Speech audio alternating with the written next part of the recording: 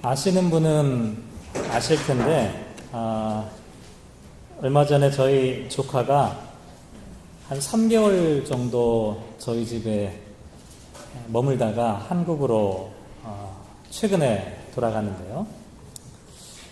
조카가 처음 왔을 때는 잘해줘야겠다. 아주 마음을 굳게 먹었습니다. 근데 이유가 있어요. 왜냐하면 저는 외국에서 산다는 핑계로 부모님을 제대로 섬기지 못했는데 저희 형님께서 그 모든 짐을 다 짊어지셨기 때문에 평소에 늘 죄송하고 미안한 마음이 있었습니다. 근데 이번 기회에 형님에게 진 빚을 조금이나마 내가 갚으면 좋겠다 하는 생각으로 오기 전부터 내가 잘해줘야겠지, 좀 잘해줘야겠다 이런 생각을 참 많이 했어요. 근데 사람이 이렇게 같은 공간에서 부딪히다 보면 여러 가지 불편한 일들이 생기는 것 같아요. 늘 좋지는 않은 것 같아요. 자꾸 제 눈에 사소한 일들이 눈에 걸리기 시작합니다. 예를 들면 이런 거예요. 같이 밥을 먹어야 되는데 밥을 먹으면서 가족들이 모여서 얘기하고 이러면 참 좋잖아요. 근데 지 밥만 먹고 쑥 올라가 버리는 거예요. 참 바쁘니까 이 식탁에서라도 이야기를 했으면 좋겠는데 그렇게 하지 않은 모습을 보니까 조금 그랬어요. 또 나갔다가 늦게 오면 미리 이야기를 해주면 좋은데 아무 연락이 없어요.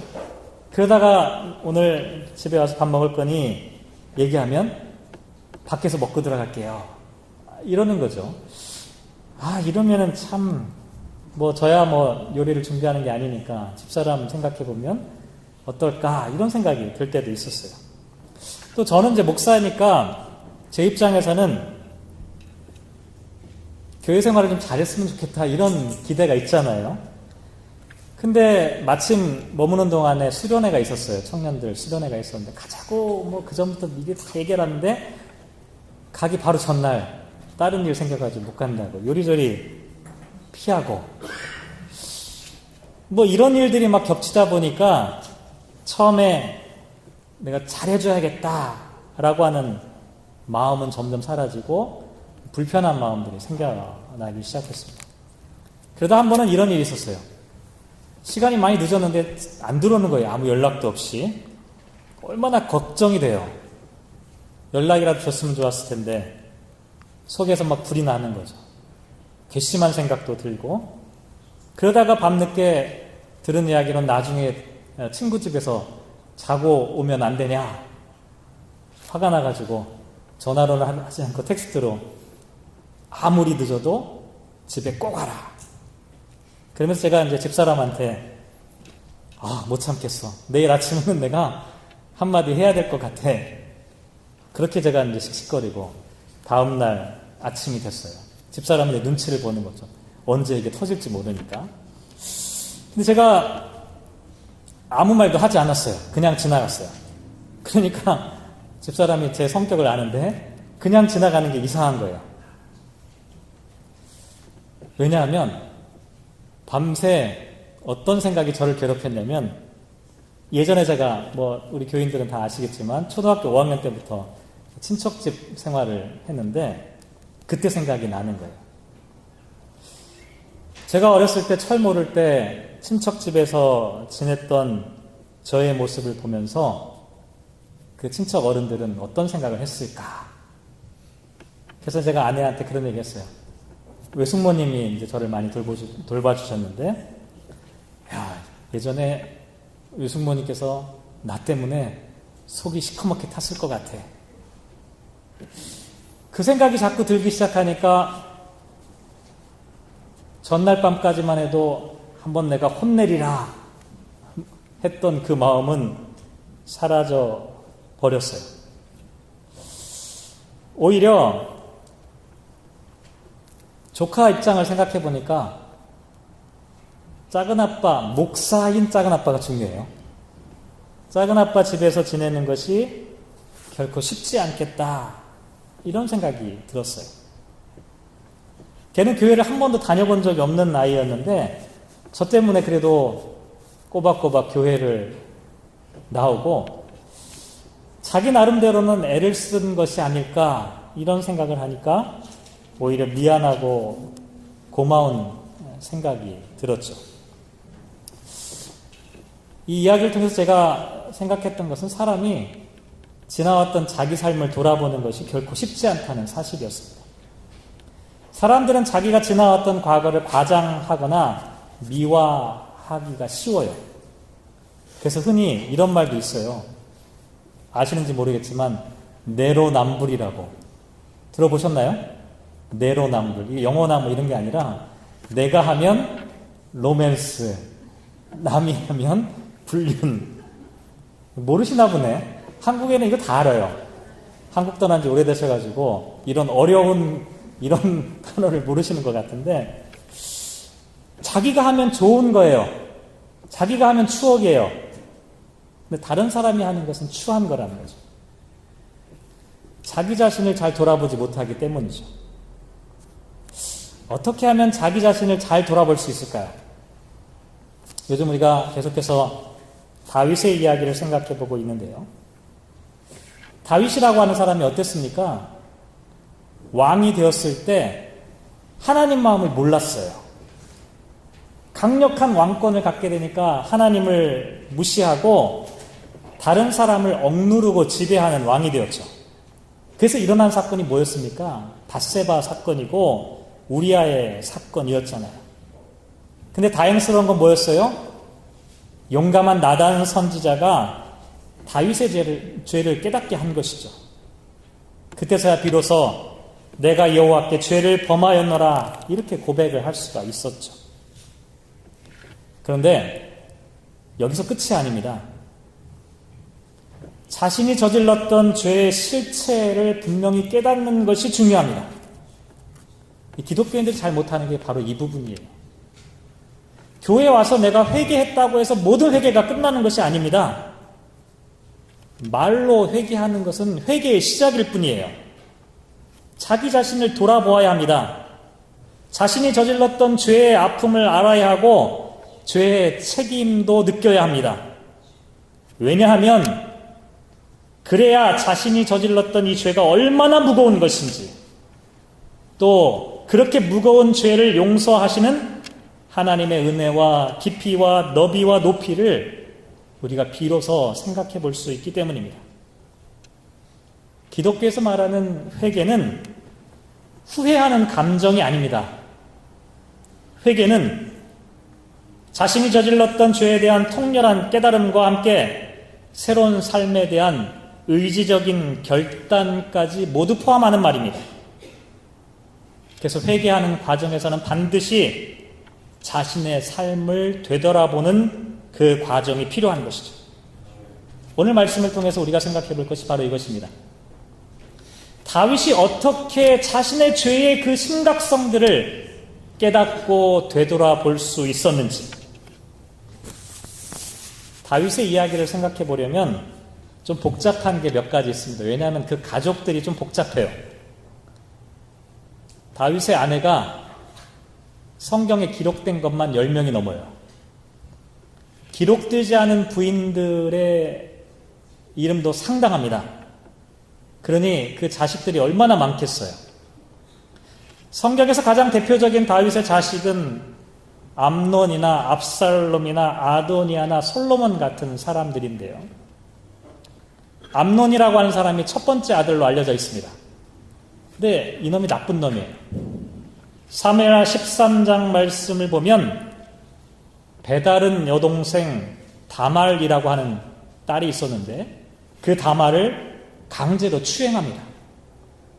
그리고 버려버렸어요.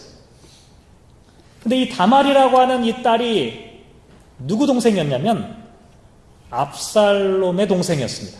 그러니까 암논하고 압살롬은 엄마가 달랐어요. 압살롬은 자기의 누이 동생 다말이 이런 일을 당하자 원수를 갚으려고 2년 동안이나 기회를 노렸습니다. 마침내 기회가 와서 암논과 왕자들을 다 죽여버린 거예요. 사람을 죽였으니까 어떻게 됩니까? 도망쳐야죠.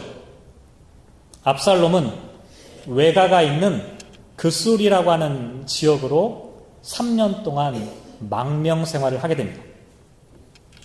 첫째 아들은 죽었고 가장 유력했던 아들 압살롬은 망명자가 되었습니다. 그런데 아버지 다윗의 마음은 압살롬에게 가 있었어요. 어려서부터 압살롬에 대한 기대가 컸던 겁니다.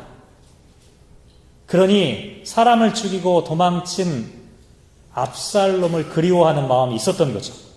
이걸 누가 알았냐면 다윗의 오른팔이었던 군대 장관 요압이라고 하는 사람이 눈치를 챘습니다. 압살롬을 그리워하는 거예요.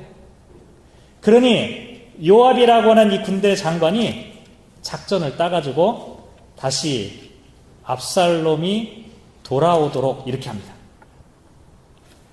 그런데 압살롬이 다시 망명 생활을 마치고 돌아왔음에도 불구하고 다윗은 이러저러한 이유로 2년 동안 압살롬을 만나주지 않은 거예요. 압살롬의 마음이 불안한 겁니다. 망명 생활 마치고 돌아왔으니까 아버지가 나를 딱 환영해주면 끝날 것 같은데 2년 동안 만나주지 않으니까 자기의 생명이 어떻게 될지 알 수가 없는 거예요. 결국 압살롬은 백성들의 여론을 움직여서 반역을 일으키게 되고 헤브론에서 왕이 되었습니다. 그리고 사무엘하 15장 12절 말씀을 보면 다윗의 책략가였던, 지금으로 따지면은 뭐 정책위원장 뭐 이런 거 비슷한데, 아히도벨이라고 하는 사람이 있습니다. 그 사람을 자기 편으로 매수해요. 그러면서 압살롬이 결정적인 승기를 잡게 되죠. 위기를 느낀 다윗은 예루살렘 성을 버리고 도망치게 됩니다. 이렇게 되니까 어떻게 돼요? 압살롬의 반역이 거의 성공할 단계에 올라가게 되었습니다. 근데 마지막 순간에 압살롬이 판단을 잘못하게 되는데, 마지막 순간에 압살롬 주변에는 두 사람의 전문적인 책략가가 있었어요. 한 사람은 조금 전에 말씀드린 아히도벨이라고 하는 사람이었는데, 다른 한 사람은 후세라고 하는 사람, 이 사람은 위장해서 들어간 거예요. 그런데 이 마지막 순간에 아히도벨의 이야기가 아니라 후세의 이야기를 듣게 됩니다. 어떤 내용이냐면 아히도벨은 당장에 쫓아가서 다윗을 죽여야 한다는 입장이었고, 후세는 기다렸다가 힘을 모아서 다윗을 죽여야 한다는 그런 입장이었습니다. 이게 결정적인 분수령이 됩니다. 만약에 아히도벨의 말대로 다윗을 쫓아가서 다윗을 공격하였더라면 아마도 다윗은 회복할 수가 없었을 것입니다. 그런데 아히도벨의 말이 아니라 후세의 이야기를 듣고 지체하자, 시간을 벌고 다시 힘을 회복할 수 있게 된 거죠. 제가 지금까지 말씀드린 것이 사무엘하 13장부터 17장까지 나오는 이야기 줄거리입니다. 그리고 오늘 본문 18장으로 넘어가면 마지막 다윗과 압살롬의 전투가 시작됩니다. 다윗은 먼저 부하의 장군들을 다 불러 모으고 이렇게 이야기합니다. 나를 위하여 젊은 압살롬을 너그럽게 대우하라. 5절에 나오는 말씀인데요. 반역자는 마땅히 처벌해야 합니다. 하지만 압살롬은 다윗의 마음에 품었던 아들이었습니다. 그래서 그의 목숨만은 살려달라라고 미리 당부를 한 거죠. 그런데 이 전투는 너무나 어이없게 끝나버렸습니다. 9절 말씀을 보면 이렇게 되어 있습니다. 압살롬이 다윗의 부하들과 마주치니라. 압살롬이 노새를 탔는데 그 노새가 큰 상수리나무 번성한 가지 아래로 지날 때 압살롬의 머리가 그 상수리나무에 걸림에 그가 공중과 그 땅 사이에 달리고 그가 탔던 노새는 그 아래로 빠져나간지라. 상상해보면 코미디 같은 일이 벌어진 겁니다. 압살롬이 노새를 타고 가는데 머리가 파마를 했는지 머리가 이렇게 왕성했어요. 근데 나뭇가지가 울창한 지역을 지나가는데 나뭇가지 가지 하나가 압살롬의 머리를 이렇게 머리카락을 쑥 지나간 거예요. 그 가지에 매달린 거예요. 대롱대롱 매달린 사이에 뭐가 어떻게 돼요? 노새는 그냥 지나가 버린 거죠. 근데 이게 웃기는 얘기가 아니라 사실은 상징적인 이야기입니다. 압살롬이 탔던 노새라고 하는 것은 지금 우리가 볼 때는 별것 아니지만 이것은 왕의 신분을 나타내는 것입니다. 머리카락, 나뭇가지에 걸린 그 머리카락은 압살롬이 가장 자랑스럽게 여겼던 그의 외모였습니다. 다시 말씀드리면 압살롬이 자기가 가장 자신했던 것, 자랑스럽게 생각했던 것이 그의 실패의 원인이 되었다는 것입니다. 압살롬은 왕과 머리카락에 취해 있었던 것이죠. 그게 압살롬을 함정에 빠뜨린 것이죠. 그 결국 어떻게 됩니까? 14절과 15절 말씀을 보면 요압이 이르되 나는 너와 같이 지체할 수 없다 하고 손에 작은 창 셋을 가지고 가서 상수리 나무 가운데서 아직 살아있는 압살롬의 심장을 찌르니 요압의 무기를 든 청년 10명이 압살롬을 에워싸고 쳐 죽입니다. 이렇게 해서 압살롬이 죽게 돼요. 이게 오늘 전체적인 이야기의 줄거리입니다. 전쟁은 끝났습니다. 반역자는 죽었고 이제 평화가 찾아온 것이죠. 저와 여러분이 함께 읽은 본문 말씀 맨 마지막에는 그런데 다윗의 모습이 이렇게 기록되어져 있습니다. 사무엘하 18장 33절에 보면 왕의 마음이 심히 아파 문 위층으로 올라가서 우니라. 그가 올라갈 때 말하기를 내 아들 압살롬아, 내 아들 압살롬아, 차라리 내가 너를 대신하여 죽었다면 압살롬 내 아들아 하였더라. 아무리 반역을 일으켰어도 아들은 아들이죠. 그러니 다윗이 이 아들의 죽음을 슬퍼하는 것은 어쩌면 너무나 당연한 모습이라고 할 수가 있습니다. 그래서 다윗의 슬픔은 여기서 끝나지 않고 사무엘하 19장으로 넘어가면 계속해서 다윗이 슬퍼하는 모습이 기록됩니다.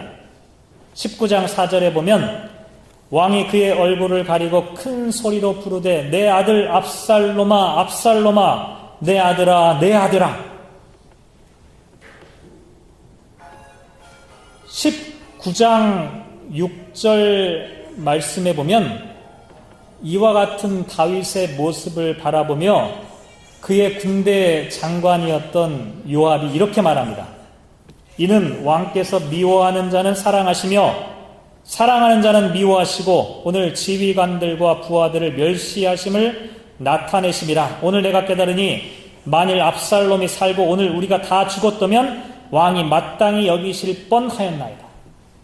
무슨 얘기냐면 다윗이 아들의 죽음을 놓고 통곡하고 슬퍼하는 것은 당연해요.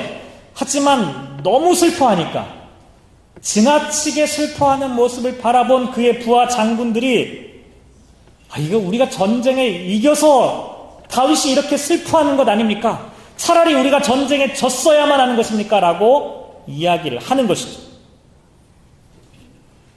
그 이야기는 계속됩니다. 19장 7절로 넘어가 보면 이제 곧 일어나 나가 왕의 부하들의 마음을 위로하여 말씀하옵소서. 내가 여호와를 두고 맹세하옵나니 왕이 만일 나가지 아니하시면 오늘 밤에 한 사람도 왕과 함께 머물지 아니할지라. 그리하면 그 화가 왕이 젊었을 때부터 지금까지 당하신 모든 화보다 더욱 심하리라. 부하 장군들이 다윗을 향해 재촉하는 겁니다.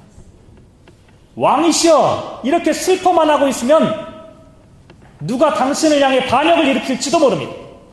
지금까지 당신이 당했던 어려움과 고통보다 앞으로 일어날 반역이 더 크게 될지도 모릅니다.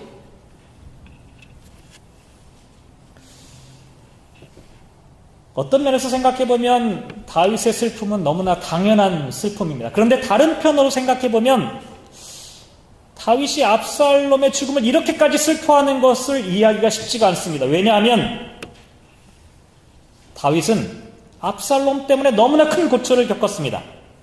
사무엘하 15장 30절 말씀을 보면 맨발로 울면서 예루살렘 성을 도망치는 장면이 기록되어 있습니다. 사무엘하 16장 6절과 7절 말씀에 보면 그렇게 야반 도주하며 도망치는 다윗을 향해 돌을 던지면서 저주하는 사람들도 있었습니다. 권력이 사라지니까 사람들이 한순간에 마음이 돌변해버린 겁니다. 뿐만 아닙니다.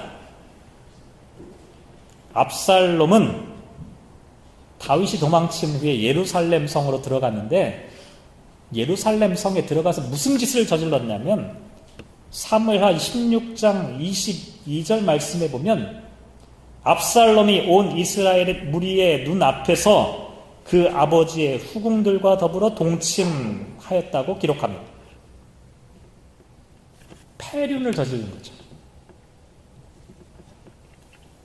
압살롬은 아버지의 왕위를 빼앗았을 뿐만 아니라 아버지를 능욕한 사람이었습니다. 도저히 용서할 수 없는 자식이었습니다. 뿐만 아니라 다른 자식이 죽었을 때와 비교해봐도 압살롬의 죽음 앞에 이렇게 슬퍼하는 것이 이해하기가 어렵습니다. 다윗에게는 이미 다른 자식의 죽음을 경험한 적이 있었습니다. 밧세바와 동침한 후에 아이가 태어났는데 일주일 만에 병들어 죽었습니다. 다윗은 그 아이가 죽기 전에는 금식하면서 간절하게 하나님께 기도했습니다. 근데 그 아이가 죽자 아무렇지도 않게 일어나 옷을 갈아입고 음식을 먹었죠. 그러면서 이렇게 말합니다. 지금은 죽었으니 내가 어찌 금식하랴? 내가 다시 돌아오게 할 수 있느냐? 죽었으니 더 이상 할 수 없다라고 손을 턴 겁니다. 오히려 이 자식의 죽음 앞에 다윗이 더 슬퍼해야 했을 것입니다. 왜냐하면 그 자식이 바로 자신의 죄로 인하여 죽은 자식이기 때문에 그렇습니다. 그런데 그 자식이 죽었을 때는 침착했습니다. 그런데 압살롬의 죽음 앞에서는 차라리 내가 너를 대신하여 죽었다면 이렇게 말하며 그 슬픔을 이기지 못했습니다. 왜 그랬을까요? 왜 다윗은 압살롬의 죽음을 바라보며 그렇게 지나치게 슬퍼할 수밖에 없었을까요? 제가 생각하기에 그 이유는 압살롬의 모습을 바라보며 다윗이 자기 자신의 모습을 발견했기 때문이 아닐까. 다윗은 압살롬을 보면서 하나님 앞에서 자기의 모습을 보았던 겁니다. 왕이 되어 노새를 타고 자신의 능력과 힘을 자랑하던 그 압살롬을 바라보면서 왕이 되어 권력에 취해서 밧세바를 범하고 우리아를 죽였던 자기 자신의 모습을 본 겁니다. 그리고 그동안 다윗에게 일어났던 그 수많은 일들을 한번 생각해 보시기 바랍니다. 다윗의 모습을 그대로 빼 닮아 있습니다. 다윗이 다른 사람의 아내를 범하였던 것처럼 암논은 누이 동생을 범하였죠. 다윗이 우리아를 속여서 죽게 했던 것처럼 압살롬은 암논을 속여서 죽였습니다. 다윗이 사울을 피해서 도망다니다가 백성들의 지지로 왕이 된 곳이 어디냐면 헤브론이었습니다. 그런데 압살롬도 똑같습니다. 도망치다가 백성들의 지지를 받고 헤브론에서 왕이 되었죠. 그리고 무엇보다도 압살롬이 아버지를 반역했던 것처럼 다윗도 아버지이신 하나님을 향해 반역한 사람이었습니다. 하나님은 어린 목동이었던 다윗을 택하여 자녀로 삼아주셨죠. 골리앗 앞에 서 있을 때도 블레셋과의 전투에서 승리할 수 있었던 것도 모두 만군의 아버지 하나님께서 다윗과 함께 하셨기 때문이죠. 그리고 마침내 하나님은 다윗을 왕으로 세워주셨습니다. 그런데 왕이 된 후에 다윗은 아버지이신 하나님을 저버린 거죠. 하나님보다 더 높은 왕이 된 것입니다. 다윗은 압살롬을 보면서 자기 자신을 본 거죠. 아버지를 반역하고 왕이 되려 했던 압살롬이 사실은 하나님을 반역하여 왕이 되려고 했던 자신의 모습이었기 때문인 것입니다. 그런데 다행스러운 것은 하나님은 다윗을 버리지 않으셨습니다. 그러니 다윗도 압살롬을 쉽게 버릴 수가 없었던 모양입니다. 그래서 자신을 반역하려고 했던 압살롬이지만 아들의 생명을 지키고 싶었던 건지도 모릅니다. 압살롬의 죽음 앞에 차라리 내가 너를 대신하여 죽었다면 이라고 통곡할 수밖에 없었던 것이죠. 독일의 유명한 신학자인 윌겐 몰트만이라고 하는 분은 The Crucified God, 십자가에 달리신 하나님이라고 하는 책에서 이런 말을 했습니다. God allowed himself to be humiliated and crucified in the Son in order to free the oppressor and the oppressed from oppression and to open up to them the situation of free sympathetic humanity. 하나님은 압제자들과 피억압자들을 억압으로부터 해방시키고 자유롭고 동정적인 인류의 상황을 그들에게 만들어주기 위해 그 자신이 그 아들 안에서 굴욕을 받고 십자가에 못 박히셨다라고 하는 이야기입니다. 예수님의 십자가가 곧 하나님의 죽음이라고 선언했던 것입니다. 하나님은 다윗이 말했던 것처럼 차라리 내가 너를 대신하여 죽었다면이라는 후회만을 남기신 것이 아니라 실제로 하나님은 독생자를 통하여 너를 대신하여 죽으셨다라고 말씀하는 것이죠. 왜요? 몰트만은 계속해서 이런 이야기. God weeps with us so that we may one day left with him. 하나님은 우리와 함께 우셨는데 언젠가 그와 함께 다시 웃을 수 있도록 하기 위해서. 다윗은 아들의 죽음을 보면서 자신의 죽음을 본 겁니다. 그렇게 죽음의 심판을 받아야 함에도 불구하고 은혜를 베푸시는 하나님의 사랑을 보았던 거죠. 그러니 아들의 죽음을 보면서 하나님의 사랑을 비로소 깨닫게 된 것입니다. 압살롬이 다윗의 마음을 아프게 하였던 것처럼 다윗은 하나님의 마음을 아프게 하는 아들이었습니다. 다윗이 너무나 사랑했던 아들 압살롬이었기에 그 아픔이 너무나 찢어지는 아픔이었던 것처럼 다윗도 하나님의 큰 사랑을 받는 아들이었기에 하나님의 아픔도 찢어지게 아팠던 것입니다. 에베소서 4장 30절 말씀을 보면 하나님의 성령을 근심하게 하지 말라. 하나님의 성령을 근심하게 하지 말라. 근데 한번 생각해 보시기 바랍니다. 성령님을 근심하게 하는 사람은 누구일까요? 교회 안 다니는 사람일까요? 지금까지 말씀드린 다윗의 이야기를 비추어 보면 다윗의 슬픔은 다른 어떤 사람이 아니라 바로 그의 아들 때문이었습니다. 다윗을 모르는 사람 때문이 아니었습니다. 마찬가지로 성령님을 근심하게 하는 사람은 하나님을 모르는 사람이 아닙니다.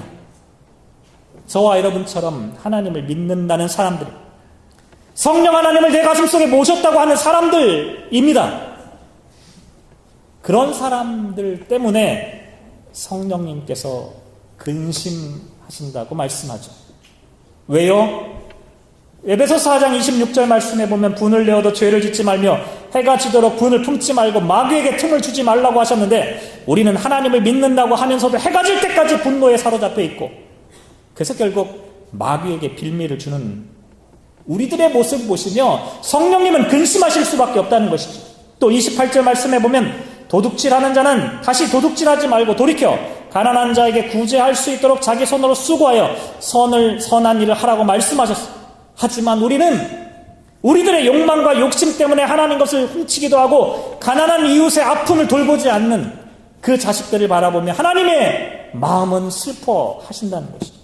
또 29절 말씀에 보면 무릇 더러운 말은 너희 입 밖에도 내지 말고 오직 덕을 세우는 데 소용되는 대로 선한 말을 하여 듣는 자들에게 은혜를 끼치게 하라라고 말씀하셨는데 우리의 말이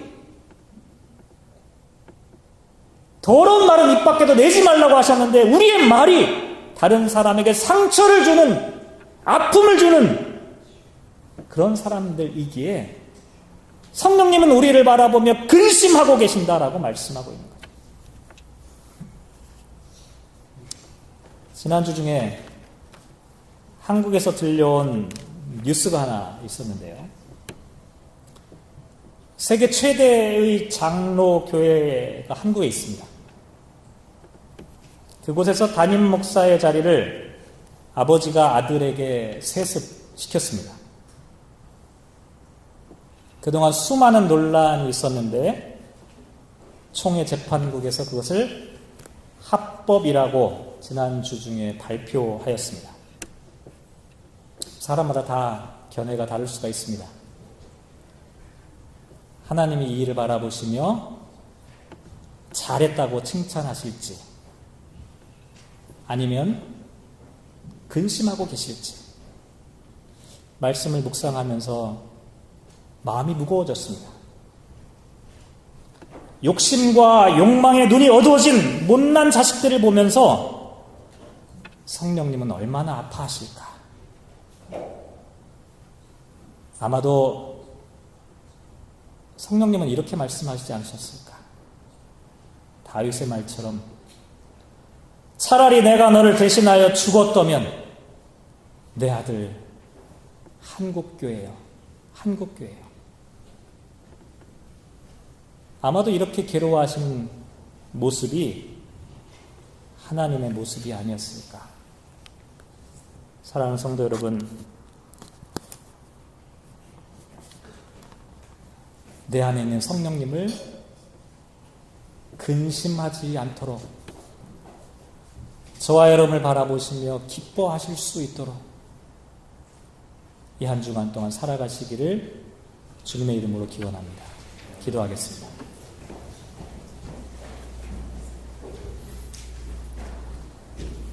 하나님, 우리들의 욕심은 끝이 없습니다. 헛되고